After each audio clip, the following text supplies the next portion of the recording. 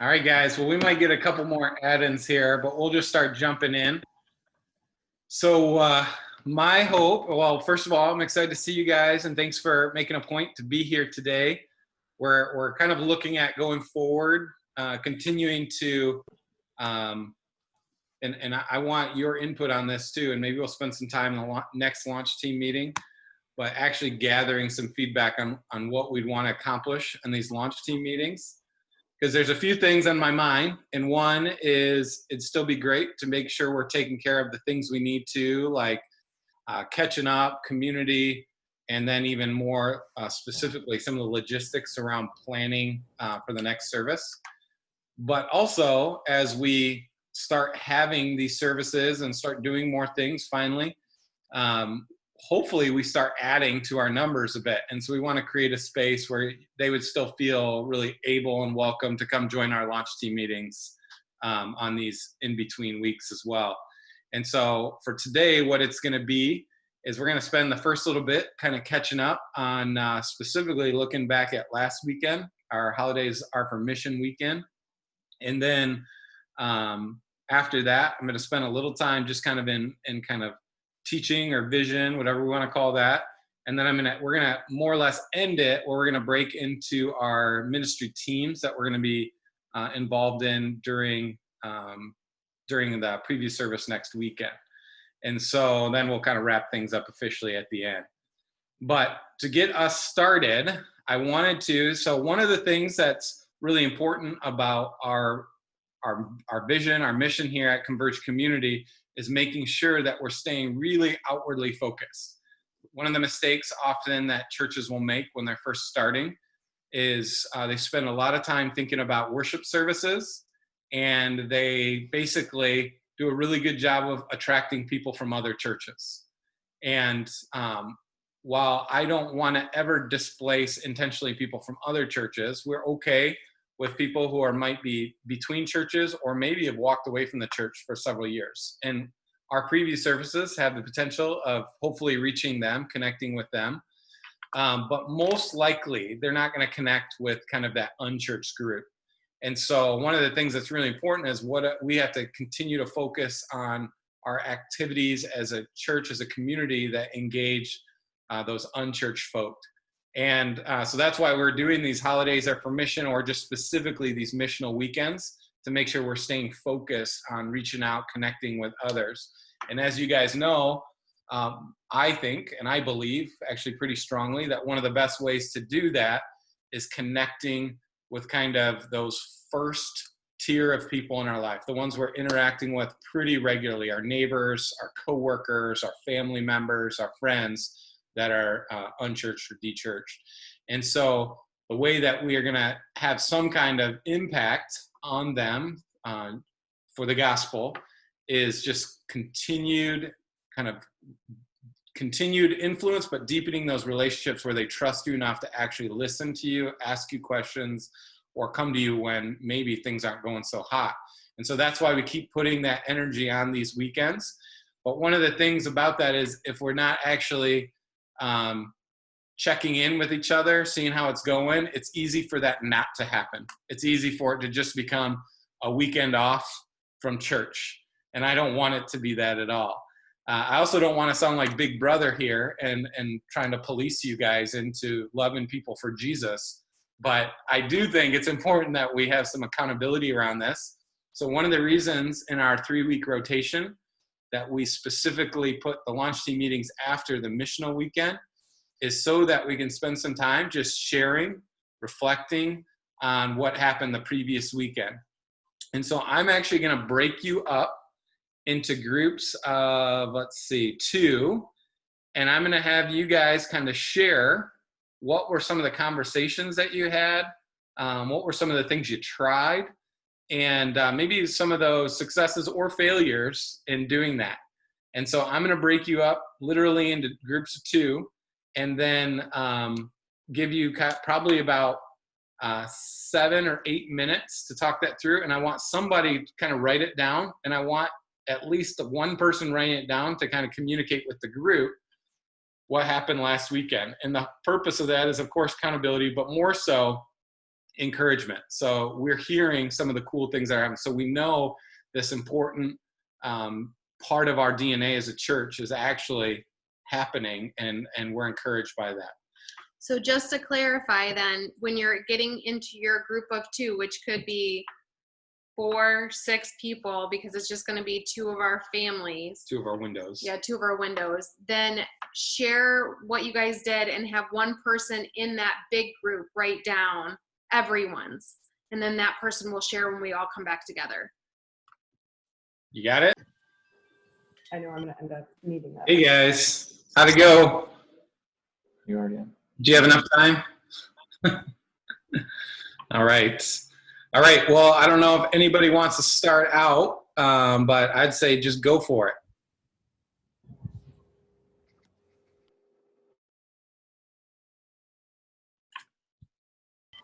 Oh, I couldn't tell if you froze. You and you guys both like stood really still. Like, did they freeze? Did we freeze?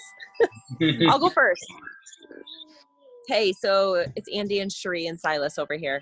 We were talking with Liz, and I think both of our families had the opportunities to talk to some people that we've been continuing to build relationships with, whether they're neighbors or some friends. And I think a couple things that we both had in common were that, you know, we're a little unsure or feel hesitant to invite them to necessarily this next thing because it may or may not be right for them, whether, you know, their comfort level with attending a group thing, or it just isn't the right point yet in our relationship with that individual to like invite them to like this preview service. But something that we are doing, and I was just saying to Liz, and I've referenced this to other people as well, is like we still tap into our old church in Grand Rapids every Sunday morning just as a routine for our family to like have worship and digging into the word and having something that feeds you very consistently. And have shared that resource with lots of other people who are looking for something to plug into on a regular basis. And as I've been reflecting on like our church plant, I think we have to also recognize that like we're still very small and we don't have all these like resources readily available internally. And so let's not be afraid to use God's resources throughout our area, our community. I know, you know, some people still might be plugged in at the Bridge. You know, for us, that wasn't a home church for very long, but you know, there are so many churches who have like the main thing they do is feeding people on a regular basis. And I'm just reminded, and in our conversation with Liz too, like some people who might not be ready to leave their house, like point them to a great online resource that you're familiar with. And so I think just understanding, like recognizing people's need and then helping plug them in and make suggestions for what might fill that need is something really important that we can do. And it might not be something that our core team can do. But at some point, you know, those relationships will get to the point where you can bring them into a hangout situation or, you know, a service that we have in the future, et cetera. So anyway, that was kind of the conversation that we had between our family and with Liz. Liz, do you have anything to add, or does she sound like she summarized you guys pretty well? Nope. That's what we talked about. Well, one of the things too, we haven't unfortunately been able to push it too hard because we've been waiting on Township to get some answers. But on the day of the preview service, starting at 5 o'clock, we have a couple food trucks out there. And I heard there's a pretty good band that's going to be playing some fun covers too. And so if you're not sure if they're ready to come to a preview service, because ideally on these missional weekends, you're not just hanging out with a bunch of Christians, but you're hanging out with unchurched people. That 5 o'clock part of it would be a great thing to invite them to. I get it. Like there's people in our life, we probably wouldn't invite them to 4 o'clock thing right away, but you can definitely invite them to the 5 o'clock thing. Say, hey, come on out. There's going to be food trucks and some live music, and it's pretty wide open. So they can spread out as much as they need to. And for the preview service too, I mentioned it, but just know guys that we do have like some drive-in spots with FM transmitter. So there really should be no reason that there's no comfort level in terms of COVID that they shouldn't be able to find a kind of a way to attend if you do want to ask people. So Okay, how about the Keels? I don't remember who you guys were with, but go ahead, and if it's you guys or the others, why don't you tell us what you guys talked about? We met with Kyle and we kind of talked about what we did over the weekend. And well, Johnny and I, we went out camping with my sister-in-law's family, and most of them are unchurched. We didn't necessarily have any Christian kind of conversations with them or anything, but we're just doing life with them right now. We do see them on a pretty regular basis, but still just building that relationship with them to get to a point where we can start having conversations like that and inviting them to things, and kind of talked about who we would invite and who we have invited as well. So.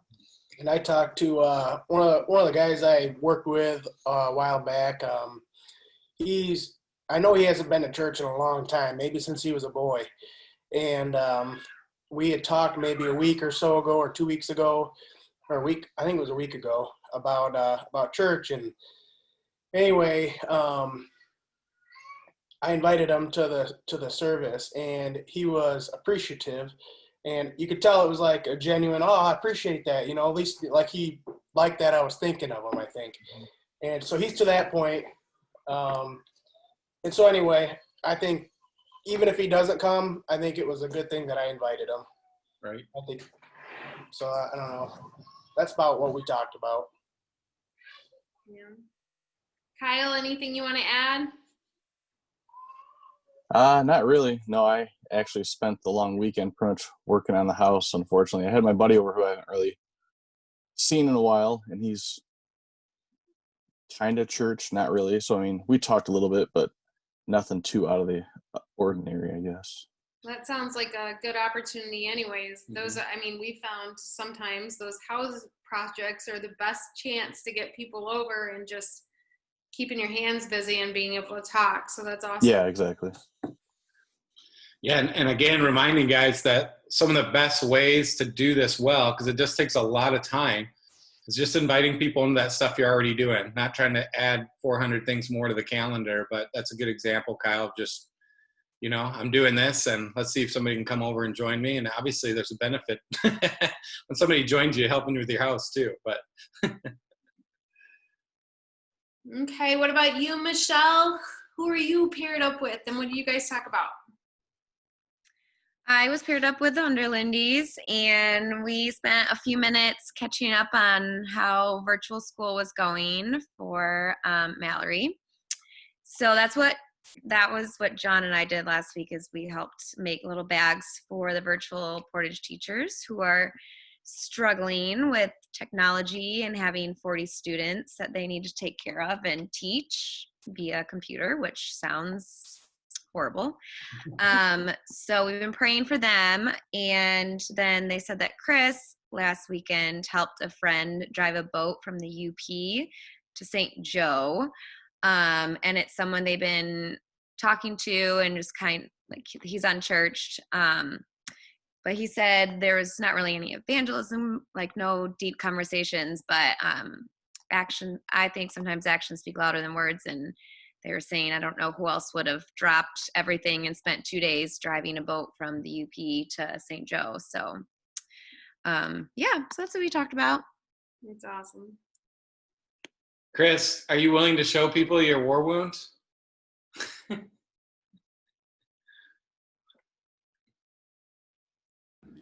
It's not for the faint of heart, so be ready. That's it. What happened? I told Mallory no. That's a Louisville Slugger from Mallory. Mally. No. You have to tell the real story. It was we got into some really big waves, and I got seasick, and the waves were so big, I was like laying in the bottom of the boat, sticking my head over the side, puking my guts out. And that's the spot that was up against the side of the boat, and it just kept slamming it and slamming it and slamming up against the side of the boat. So that's like my worst nightmare ever. Yeah, I would have paid a helicopter to come get me at that point if I could have. That was quite the example of love there, Chris.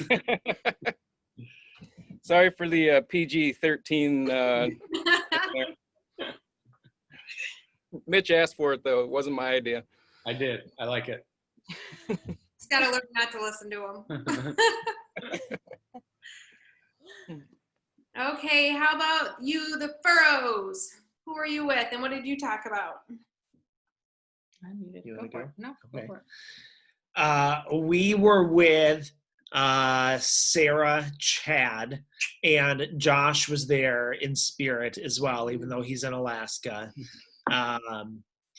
And yeah, we were just kind of talking about our weekends. Both of us were kind of already kind of had plans. We were spending time with Sarah Ruth's family, and they are all believers already, but just had some good conversations with them about faith. And specifically, Sarah Ruth's sister and her husband are moving to Brazil next week because her brother-in-law works for the State Department, basically. And so just sort of asking them how they would carry their faith with them and what that looked like. And so there were some really interesting conversations there. Yeah, and Sarah, Chad had some good time with some friends, and got to see her mom as well. And so we all kind of were out of town, but we're also able to just utilize the time with the people we were with just to try to have some good conversations. Sweet. That's good. It's a good reminder too that obviously we want to be putting ourselves in environments where we're around unchurched, de-churched people, that we can kind of do that long game process of discipleship. But there's also an important role that we have, and that's why we spend a lot of these times learning this stuff in huddle, is to even our Christian friends or family to kind of encourage and challenge them to grow spiritually as well too. So always good opportunity in those instances. Okay. Monica, who are you with? What do you guys talk about? Hey, so I'm with the, I can't pronounce their last name, but it starts with a B. I was with them and we, yeah, sorry. I was talking with them and basically we both kind of like enjoyed our weekends. They had like conversations with like some unchurched family, and just we were talking about like how do we reach out to our like extra social circles, and like how do we do that, because like are we gonna pull them into like our Zoom meetings, or like what kind of like things are we gonna do to do that? And then I actually got to reach out to a coworker of mine who just recently got into a bad breakup that ended in a domestic violence situation, and thank God she's out of it. And she's here, she's safe. And so I actually just talked to her and was like, hey, if you want to come to this like awesome opportunity, like meet new people, because I think that's what she was expressing the most, like from what I've been hearing, is that she just needs a good group of people surrounding her. And she has had a, you know, like a background in the church, but I'm like, you know, I met some wonderful people while I was here. So like hopefully she comes and she can meet you all and like get some more friends in this area, some people that are willing to like pray with her and meet her where she is, because that like the whole situation was just really, really scary.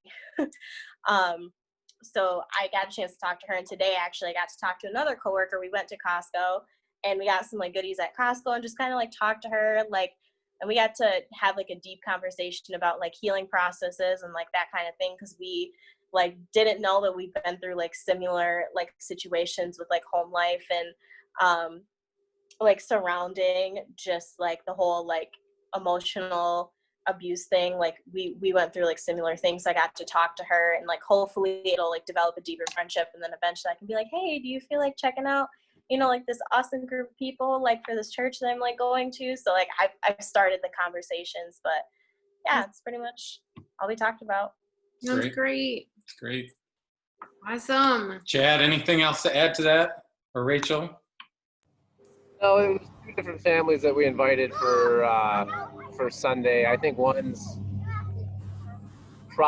is a high probability of coming. They they were out of the country for a while on an expat assignment, so they're one of those categories you mentioned, like they're between churches right now and kind of looking to re-engage. So I think they'd be interested in hearing a little bit more about what we're about.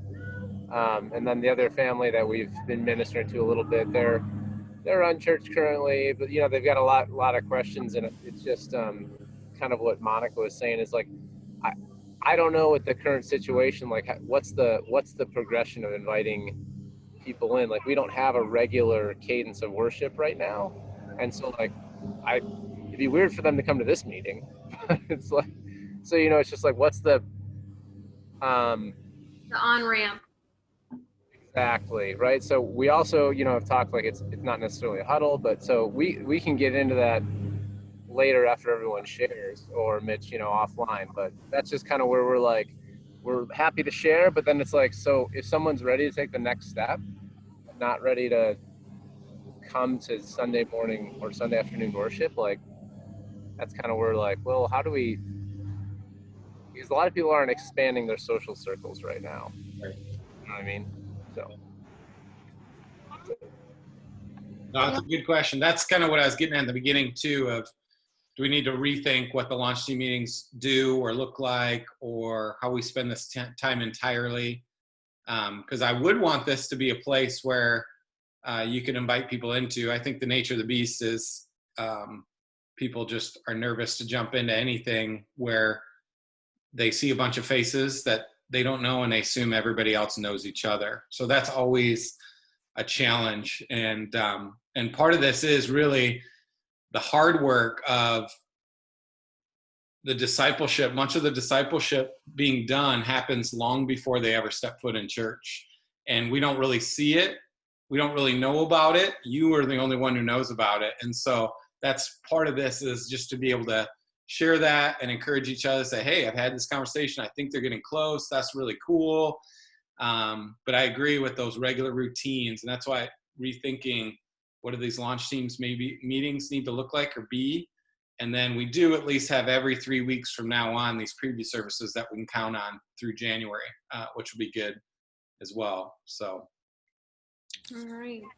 Too, some of the questions that we get are more also like, okay, if we come to this church, what does this church believe about X, Y, and Z, right? There's a lot of things going on, and I don't feel equipped to answer those questions right now. Okay. Right? There's a lot of different, you know, answers to some of those questions once you get down into some of those smaller details of non-salvation things. And right, like I feel like we haven't had enough like Sunday work throughs just to kind of get that understanding of where we're at as a church on some of the topics that are going on in communities today, to then be able to give like a good answer of this is what we would believe. So I'm sure everybody kind of has all of their own ideas and things like that, but as a church, like, you know, when you're inviting someone in, I personally get a lot of those questions from a lot of people that we talk to. And right now there's you know, other than the discipleship portion of it, right? So I think that's also kind of hampering or stopping people from engaging in how we get involved into a new church. But that would happen with any new church, right? is it like any new church would be like this. And when we've done church plants in the past, it's the same type of thing. So is it a safe assumption that like if we went to the RCA website and all their position papers that were aligned with RCA and everything? I mean, they've got position papers on everything from gay marriage to gun rights. So, right. Okay. The answer would be yes. Yeah. Okay. Yeah, there might be some nuanced ways to interpret that, right? Like what you always realize is there's a theological position and there's a pastoral application, right? And often where churches get jacked up is they have a very theological, strong stance and a very terrible pastoral application, and can create damage that way, I would say. So theologically, yes, we're aligned with the RCA. Okay, let's see. Staffers. You just have one stoffer right now, but hello everyone. We were with the Losies, and they like rocked it last weekend. And with Jake's Huddle, went to a restaurant. I don't think they said which one, and just blessed their waitress with a very generous tip and signed it from Converge. Jake said, we don't know if they followed up on that or if it was just a seed that was planted. So they just kind of spoke towards how that area being obviously in their profession, a place that they're feeling called to, especially times right now when for our restaurant industries it's difficult and people aren't often very kind as they're interacting with people. So super exciting. We were not quite as adventurous as they were, but we were just at our cabin for the weekend with my family, and all of my teacher friends on here know that it has been a rough start to the school year, and kind of my battlefield right now is my work. So last weekend was just kind of like a weekend for me to rest, and my phone doesn't work there's no internet. So we were with my parents and my grandparents and my sister and her family. So I had a few conversations with my grandma, but mostly just allowed myself that time to re-energize so that I could go into work. And this has been the best week that I think I've had since being back. So it was definitely very much needed. But yeah, anything you want to add, babe? Yeah, that's it. Okay. Awesome. Let's see. Well, Sarah and Carter, I think, were the last group, right? I think so. So one of you guys want to share? Yeah. We both had actually a pretty similar kind of weekend. We were able to talk to, I was able to talk to one of my friends, and Sarah was able to talk to one of her neighbors. And we both just kind of, at some point, were able to kind of talk about faith things and kind of just ask the other person, like, hey, what is your faith background? And it was really cool for me because I just got to, hear this my friend's perspective that I didn't know. So it was kind of like, it could be nothing or it could be, a lot. So it was just really cool getting to hear that perspective. And Sarah too mentioned that as well. It was just like nice to kind of to get to that point in a when you're a neighbor with someone to be able to like ask that question. And that's just really cool for us just where they're at. And then, yeah, Sarah's she's thinking about inviting them to the preview. Oh, no. Goodbye, Carter. Carter. Nope. What about you, Sarah? You want to finish his thoughts?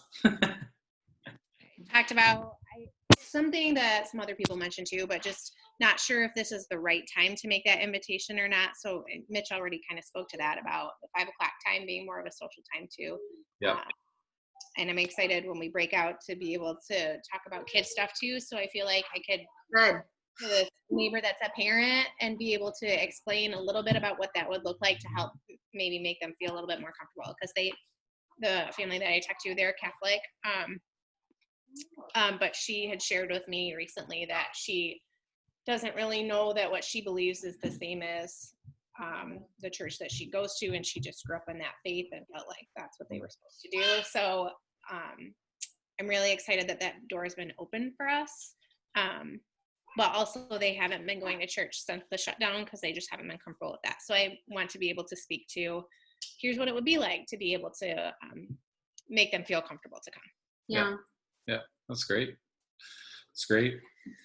No, that is good. I think, I know for us, it's, it's funny because I think every time I ask someone or I bring it up, like I get nervous, and you guys know I'm an extrovert by nature, but I think that something that I've really seen even in the conversations that we've had this past weekend is that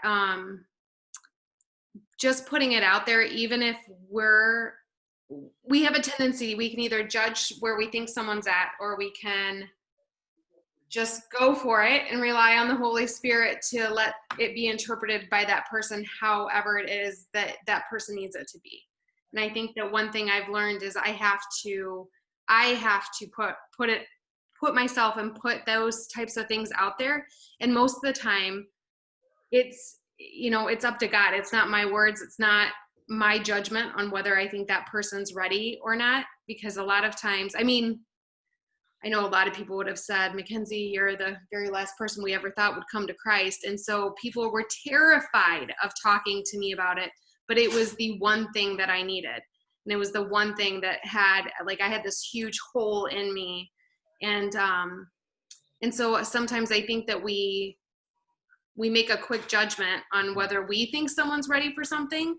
And really when we need to look, and it's usually our own fears or insecurities that are stopping us from moving forward. Now, there's other times when it's very obvious it's not a person who needs that right now. But I know even this weekend, this past weekend, this holiday weekend, Mitch and I, we had some really cool opportunities. And I found myself in that position a few different times of being very nervous to say anything. And so we had gone to one of my coworkers' house. She invited our families over. And so the kids are all around the same age, and she's got older kids too, but they asked us to come over and swim and eat out. And there was another couple there, and all the girls went off to one side and the boys went off to the other. And it was, a whole day of just hanging out and being able to have conversations with people that I kind of knew, but Mitch had no idea who these people were. This is where like the husband wife combo works great, is because Kenzie is with two coworkers, and it feels like a bit more, even though she knows them better, it feels a little bit more sensitive to talk about it, where I've never met their husband, so I don't give a rip. So I just start talking about it. And, and generally what you find out is that people aren't like, don't have this deep aversion to talking about faith issues or faith things. And so they were more generally just inquisitive about like, how in the world do you start a church this time of the year, or this during this type of year season? And, I'm like, yeah, that's a great question. I have no idea, but here we go, And so we had some really good conversation about that, and the preview service coming up. And I know while we were there, some of our neighbors that we've been trying to get to know invited us over to their house for a bonfire late at night. So we were at their house then till like midnight or 1, and got to know some more people too. So it really is, it's like just seizing those moments and putting yourself out there. And Kaylee Losi and I keep talking about this, not saying people's no's for them, and just being like, you know what, we're going to put it out there. And as long as you're not super abrasive and pretentious or egotistical or something like this, they're probably not going to hate you for inviting them to something, kind of like what John mentioned. Like, he didn't sound interested, but he was grateful that he was asked. So I just encourage you guys with that. And one of the things coming up here is that we really do want to start locking in some of this calendar stuff. You guys know every 3 weeks after this, we'll have a preview service, and you can invite them. We do have to lock in the location, and for sure we can be at the bridge if we need to be, but we'll have some kind of indoor location. These next two are at Texas Corner, so those are good. You invite those, and really it's evaluating what do I think this person needs right now. If they need community, even if they're not a Christian, a service might be a good place to start. They might be more likely to say no if they're not like interested in religion. If they need just more like questions answered about faith, big faith issues, that's a better venue for you to talk to them individually, because you could say something to them and they trust you. It's going to be easier to hear. If I say something that they never met, I don't know how convincing it's going to be to them. And so figuring out what do the people need to hear, or what do they need right now, and trying your best to give them those things, whether that's through the different outlets we have. And so you guys have mentioned that, like, I don't know if Huddle's the place. It's probably not a great place to invite them into a study. But one thing, I've been hanging out with Chad's Huddle lately, and I know Andy invited one of his coworkers over, and they did a boat day, or a boat huddle, I don't know what you call it, where it was not like content driven. They just hung out, and that's a great opportunity right there. It doesn't have to be content driven every huddle, where it's really just a cool opportunity, a missional opportunity to hang out. And then that would be a great opportunity to invite them in. And maybe, just maybe, they actually have some deep questions about the faith. Maybe you as a huddle say, maybe we need to hit pause. And I know Rick and John's group are going into this, and Eric, they're going to go start Alpha together. Like, maybe then you hit time out on whatever you're doing because somebody else wants to ask real questions about kind of the specifics of Christianity, and you do an Alpha group together. But what I'm saying is you have that flexibility as a huddle that you could invite them in that way if it really seems like that's the place long term, or maybe it's just a one-off and you hang out, or maybe it's you as a huddle do a little hangout at your house. Or but one of the things we're going to do is on those missional weekends, we're going to start trying to do what we call option 2. And I'm just playing with the name, so if you hate it, it's okay, we can change it. But option 1 is always be missionally engaged with the people that God puts in your life. And especially if you're traveling that weekend or whatever, option 1. Option 2 will be this maybe a little bit more organized deal that we as the church will put together so that you can engage that. So this teacher encouragement this past weekend was like an option 2, a way you can engage in mission in a more organized effort. And so we're going to try to get those on the calendar as well. So that way, if you have a friend that's interested more in that kind of social justice side of the faith, you can be like, hey, we're going here in 2 weeks. Why don't you join us? And they might be more inclined to start there as an on-ramp to a preview service or something like that. And I think one thing that has come up in a few different conversations with people just talking about this option 2 or just a more organized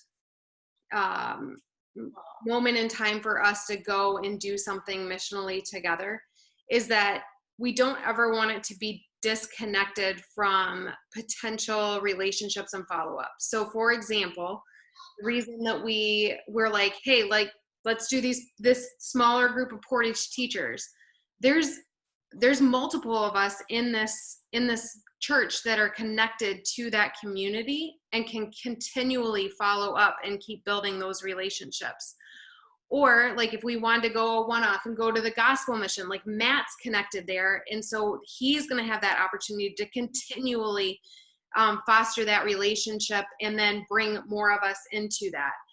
But we would never want to just go, oh, let's just go to this neighborhood and do this. And none of us are there. None of us even know the people that are there. So we want to find ways that we can have these connections, but making sure that we know what's the plan of follow-up? Like, what's the plan of being a presence in that community or that place? So making sure that we're just connected still. And so I don't know if that helps at all. We had some questions around that from other people. Well, what about this and what about that? But we want to make sure that those relationships are really being developed. Yeah, so that's like a mission philosophy thing there. It's not that going into an organization that we're disconnected to is a bad thing. No. It's never a bad thing. But for us, we really emphasize and want to emphasize relational ministry, love over time, this kind of idea that we want to make sure people have a gateway into a faith community. And by maintaining those relationships, you are that gateway into that community. So anyways, we're going to get those on the map for these weeks too. And we're, like I said, we're going to play with these launch team meetings, whether we even call them that anymore. Maybe we don't, and figure out what those other things are that we do that could be an easy place for your friend to jump into over the next several weeks. And there's a reason for that. I'm going to jump into that right now. And I was going to take a little more time, but I'm going to give you the abridged version here. And so we have time for our breakouts. So I want to read this. It's Matthew 25:14 is the parable of the talents, and talk about that a bit. So it says, so let me preface this. Jesus is teaching his disciples about the kingdom and what the kingdom's like and preparing for the kingdom. And he's teaching his disciples and says this, for it is like a man going on a journey who summoned his servants and entrusted his property to them. To one he gave 5 talents, to another 2, and to another 1, each according to his ability. Then he went on his journey. The one who had received 5 talents went off right away and put his money to work and gained 5 more. In the same way, the one who had gained 2 more. But then the one who had received 1 talent went out and dug a hole in the ground and hid his master's money in it. After a long time, the master of those slaves came and settled his accounts with them. The one who had received the 5 talents came and brought 5 more, saying, Sir, you entrusted with me 5 talents. See, I've gained 5 more. His master answered, Well done, good and faithful servant. You have been faithful in a few things. I will put you in charge of many things. Enter into the joy of your master. The one who had the 2 talents also came and said, Sir, you entrusted 2 talents to me. See, I've gained 2 more. His master answered, Well done, good and faithful servant. You have been faithful with a few things. I will put you in charge of many things. Enter into the joy of their master. Then the one who had received the 1 talent came and said, Sir, I knew that you were a hard man, harvesting where you did not sow, and gathering where you did not scatter seed. So I was afraid, and I went and hid your talent in the ground. See, you have what is yours. But his master answered, Evil and lazy slave. So you knew that I harvest where I didn't sow and gather where I didn't scatter. Then you should have deposited my money with bankers, and on my return I would have at least received money back with interest. Therefore, take the talent from him and give it to the one who has 10. For the one who has will be given more, and he will have more than enough. But the one who does not have, even what he has will be taken from him. Why I wanted to read this is one of the things that I want to do is make sure as leaders we're very well aware of reality. And it's important for us to embrace reality, accept reality. And one of the things that I want to clarify here as we get into this is the reality of where we're at as Converge community. And so when we started this in January with no vision of COVID in sight, or maybe some of you really worldly folks may have seen it coming, but most of us didn't. It's that when we started, we had this great momentum. Our numbers were high. We actually had a lot of people involved for an early start. Our excitement was high. Our engagement was high. We had a lot of people coming to everything. And then COVID, which was completely unexpected, nobody could have ever predicted what was going to happen, happened. And inevitably, it affected us. Now, God is in control, and we can't do this what if. But this is what we do know now, is that it has caused our numbers to drop. We have had people step away from the church, and for people, the reasons that have done it has been basically they just don't feel like they can live up to what needs to be done at this time, or they're not cut out for this. For some, they've just physically moved away, and there's not a lot we can do about that. And the thing about it is that is the reality of church. People do go. The problem with COVID is we haven't had a lot of people come. This is the challenge. Chad said it. People's social groups aren't really growing right now, and that makes things difficult. So the reality is our numbers are lower than when we started. For some, our engagement is lower. For some people, they're engaged to a lot less degree than when we started. For others, your engagement is actually higher. I know Matt and I were talking about this the other day. He was just very appreciative. He said at first he felt like a lot of people knew each other and they were kind of out on the wings. But actually what the space did is allowed him and Sarah Ruth to get to know people a little bit more intimately. And he and her have been way more engaged than maybe they would have been. So for some, the engagement levels really went up. You could argue that about excitement. For some, the excitement is way up. For some, the excitement has dropped. But one thing I do know is that discipleship, because of this, is way up. We've actually had the time to really invest in our huddles, and there's been really cool things that have came out of our huddles. It's really kept us connected. A crazy statistic is of all the people that have stepped away from Converge, and there's not a lot, but only one of them was involved in a huddle. And that one was part of the Thomas crew that left on mission, right? And so that's a pretty good indication of the impact of huddles. So we want to celebrate that. That's really awesome. Discipleship has been going up. And one of the cool things about this extra time for us, it actually gives us more time to lean in harder into discipleship. One of the things I've said from the beginning is I wish I had a whole year for people to be in huddles, And I remember even on the timeline that Jeff Winky gave me originally, I'm just thinking, man, if that's the case, I need to start recruiting my team the moment I'm hired. So I have a whole year to do discipleship with everybody involved, but we just didn't get that. But now we do. It's given us a little bit extra time for discipleship. It's given us extra time to lock down our location, which has been made harder, obviously, by some of this. And it's given us more time to build momentum into growth. You could blame it on COVID, but here's the deal. I know pretty well where all of you stand on your caution with COVID. And I can tell you our engagement this summer was down, not completely because of COVID. It was just summer in Michigan, right? And so it's really hard to think about trying to build momentum into an early fall launch over a summer in Michigan. What this gives us is the fall of engagement to try to build into a winter launch. So it certainly hasn't been the best case scenario maybe in our minds for having COVID, but there are benefits and it's setting us up well.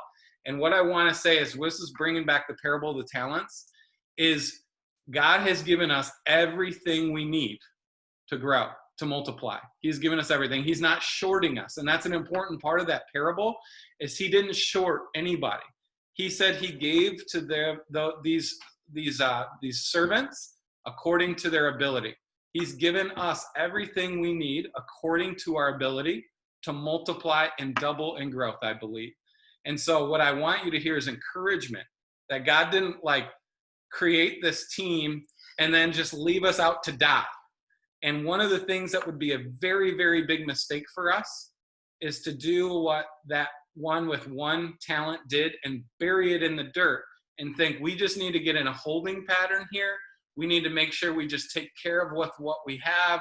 We don't want to lose anymore. We don't want to risk failure, because that's what this was really about. This guy was afraid of failing in the eyes of his master. And so it seemed safer for him to bury it and keep what he had than take a risk. And God has called us to take a risk right now. And God's given us everything we need to grow right now. And what that takes is, on a personal level, also every one of us investing everything he's given us right now. And so there's a corporate lesson here, but I think there's an individual lesson for us as well, and that we have to realize for this to work. So when you guys first signed on in January, some of you, if you've had church planting experience, might have a better idea what this was going to be like, especially those who haven't. You may not have. For most of us, we could have never expected what was going to happen this year in particular. And all of a sudden now we're 7, 8, 9 months, something like that in, and we have a pretty good idea of what we signed on for. And the reality is there was a bit of a sifting that's happened, and the people that are here with us, and not all of them could be on the call today, but the people who have stayed with Converge, you guys understand what's involved here. You guys understand also what's at stake, and what we have to have from each one of us individually is whatever God's given us right now in terms of time or talent or treasure, those big 3 T's, you guys have heard them. We have to put them all in and trust that God is going to multiply them, and not sit on it, not sit on our talents and our time right now. And so what I want to challenge you guys with right now is actually a bit of a recommitment to this. And I'm actually going to cut this video, this part of it, and get it out to the whole team, because I know some of you are thinking, well, don't tell me, tell the people who aren't here, right? And I get that, and I'm going to put it out there to everybody, but this really is a challenge to step up, to step in and say, I'm all in. I'm going to give everything I can to make this successful. And this is what you have to understand. This isn't so I'm successful. This is so that God's kingdom is successful. This isn't for you to personally benefit, because here's the deal in this parable. These guys, they didn't actually benefit financially from this gain. Their master did. In the same way, our master benefits from the gain, not us. And what I want you to understand is this is for people coming to faith. This is so that our friends, our family, those people who don't know Jesus or the relationship with him has suffered, they actually have the opportunity to rediscover or discover for the first time this experience, this freedom, this restoration, this new life in Jesus. And they benefit from that first and foremost. But it does say this: that those people actually were given more responsibility. That is a benefit, actually. Maybe you don't think so because you're like, man, I don't want more responsibility right now. But it is a responsibility. And I tell you what, there is something exciting about being on Jesus's leadership team, about him saying, you know what, you've been trustworthy with a few things. I'm going to give you a little bit more. And I tell you why. One, it's an exciting ride. It's what's pushed us to continue to be where we're at. And I'm sure many of you, that's the same story. But the other side of that is the more you see, the more you lead in God's kingdom, the more opportunities you get to witness what he's done and is doing in people's life. And I tell you what, when you start seeing lives change, that's what gets you fired up and seeing even more. And so I want to encourage you guys with that. There is a bit of, if there's any kind of selfish benefit for, you know, putting yourself into this, that's it. It's that you get to be on Jesus's leadership team and see these big opportunities and these lives being changed. And so this really is for me a thank you, for one, for the commitment that you guys have given thus far, but even a little bit more of a nudge to say, hey, let's go all in. God's given us everything we need. Let's go for it. Let's not wait around and sit on this buried talent. And so one of the things that I want to do also is encourage you guys. If I'm not reaching out to you and say, hey, will you do that? You better be reaching out to me and say, I am passionate about this. I'm called to do this. I'm going to do this. Don't even feel like you need to ask for permission. I just want to know how to help you, how to support you, how to encourage you. And one of those things that we've been working on are these preview services and pushing forward. And I've got a group of people that sit around the table on Monday afternoons. And if you want to be a part of that table, you come talk to me. And I'd love to get you more involved. Right now, I just want for you guys to say, you know what, this is what I got and this is what I can give. And I want you to realize that the difference between the person with the 2 and the 5, there was no big difference in the eyes of the master. The eyes of the master saw 2 people that were giving everything they had to multiply what they had. And so you might be in a season right now where you're saying, man, I don't have a lot to give. I'm feeling pretty tapped. That's okay. Give that amount and trust God to multiply it, but don't bury your treasure, bury your talents right now. And so that is my push. If you're saying, man, I really want to do this, this is where I come and talk to me, or just start doing it and let me know what you're doing. And I want to cheer you on. I want to help encourage you in that realm. So that's my push for you guys. That's the encouragement. And going into this preview service, I hope that this is a fun and memorable event. I hope we have a lot of people come. I hope that people want to join this community, not because it's cool and hip and we have a sweet band or something like that, because of what we believe that God's going to do in this community and the positive influence that we're going to have.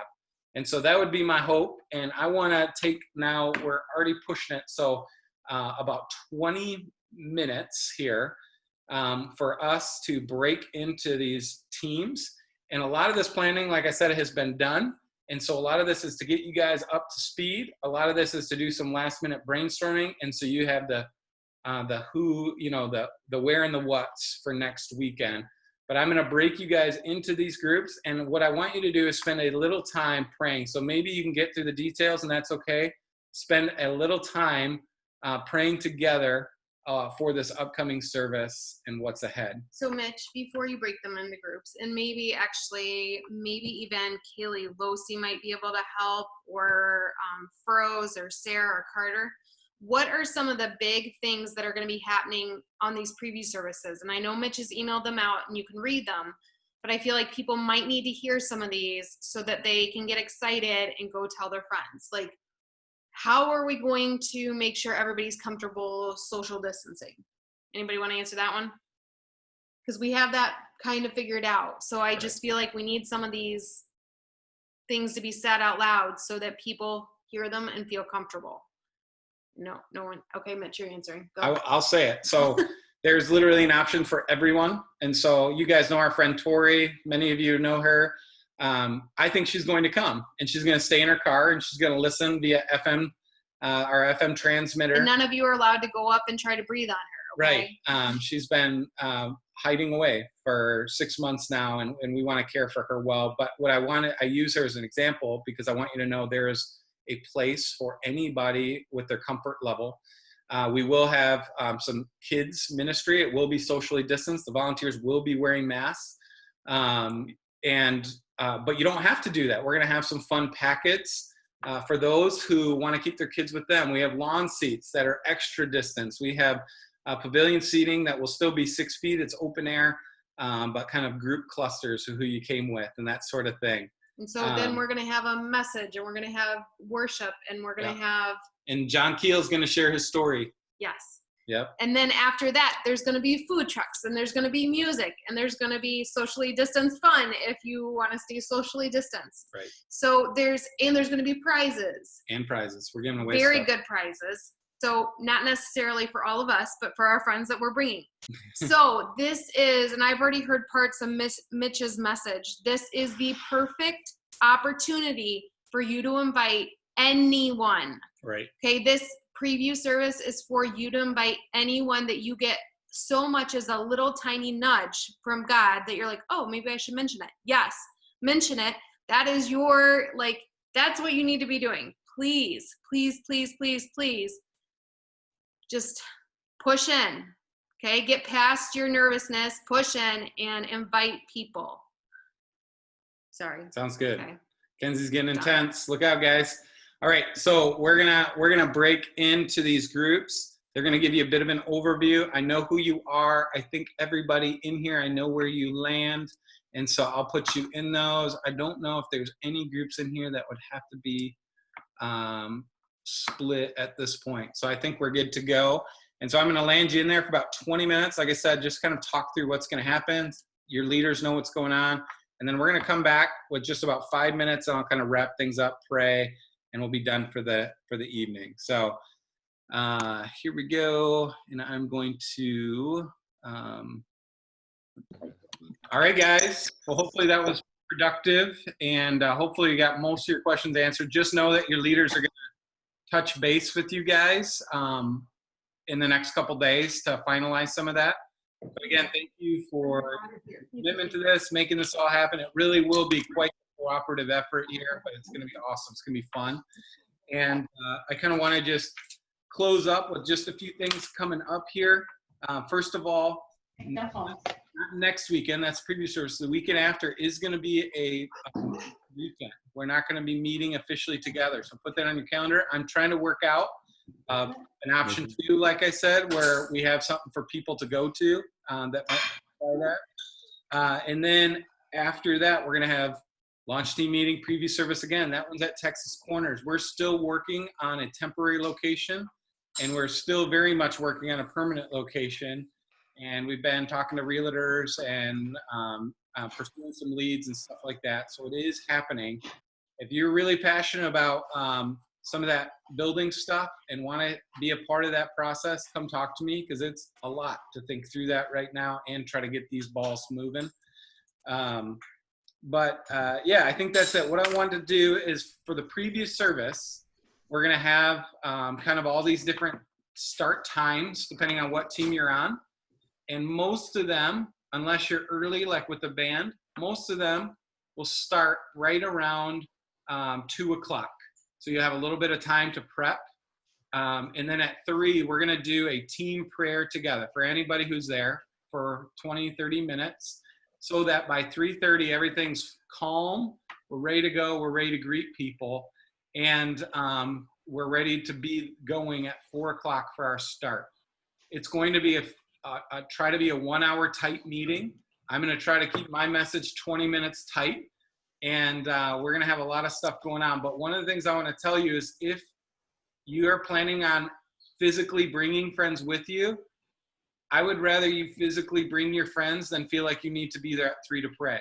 If your friends are meeting you there, then sure, come at 3 and pray with us. But if you are physically bringing friends with you, sometimes it's more helpful if you're just with them, you can bring them, you can drive them, that sort of thing. So just know that. And yeah, and so once it's all over, around 6-ish, it'll probably be an all hands kind of deal for all of you that are willing to just hang out and try to clean up, wrap up, pick up. I think we're going to end up having to sanitize all these chairs. We're going to have to put away some band equipment, which we've got a good amount of it too. So just be ready if you're able when we're done to do that. If you can't, I understand, that's okay. Or you could always drive 2 separate cars and send the kids back with one, and someone staying help. Whatever you need to. Something I would have done. But just know that we could use your help if so. So any questions going into next week that you're dying to know right now? Okay, so quick question. So just for our group, Kens, do you want us to wear our Converge shirts, and then like, are we also gonna have like name tags? And then the third question, I have some Clorox wipes at home I can bring. Do you want me to bring those to help sanitize like the tables and whatnot before and after? So we will have lanyards for those that are helping, so that parents know. Kids, greeters, that sort of thing. Yeah. And so you do not need to necessarily wear your Converge shirt. I don't want people to feel like they're walking into a cult. Like, right. You can. You can if you want to. You don't have to though. And then as for Clorox wipes, Monica, you don't need to bring yours. Keep yours we'll make sure, and we'll have probably spray because it will be quicker than wiping everything. But we will have like hand sanitizer at a few different stations and stuff like that too. So, yeah. And we're working on some of the details. If you're open to some of the logistics and helping with some of that this week, let me know, because there are a lot of little things to put together. Otherwise, your team leaders, like I said, should be connecting with you about where and when and what you need to be doing. Okay, cool. Thanks. And if you have friends that want to come and help set up, tear down, and they need a purpose for being there with you, like, it's a great way to con people into coming. So going forward, you guys are talking about on-ramps. That's probably one of the best on-ramps. Invite them into whatever you're already doing. If you're volunteering, helping, Carter got one of his friends. She's playing keyboard for our worship service, which is pretty cool. So it's a great way to connect people. Okay. And if they're helping with kids, Monica, if you have a friend, we just have to get a background check this week. So. Okay. All right, guys. Well, I'm going to pray and we'll wrap it up here. God, thanks for this time together. We thank you for all this wonderful crew of people putting their heart and souls into this. We just pray that you give them a restful week and an exciting week as we all anticipate this next big move by you. God, thank you for our time together tonight. Thank you for them and being available and making this happen. We pray for them and a great week, productive week. In Jesus' name, amen. Amen.